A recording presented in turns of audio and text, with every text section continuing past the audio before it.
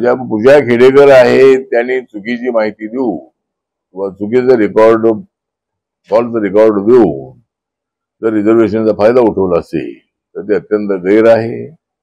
त्यामुळं नक्कीच त्याची पूर्णपणे चौकशी झाली पाहिजे आणि त्याच्यामध्ये त्या दोषी आढळल्या तर त्यांना त्या पदावरून हटवलं पाहिजे अशी आपली सूचना राहणार आहे.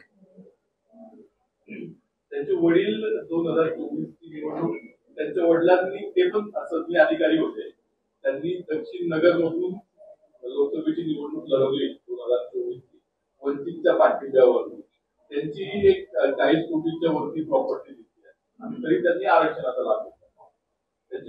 ठीक आहे, ते मला माहिती आहे. पण ते निवडणूक लढली असतील, ते ओबीसी असो की कोणी असो निवडणूक लढण्याचा अधिकार आहे आणि त्याप्रमाणे त्यांनी निवडणूक लढली असेल.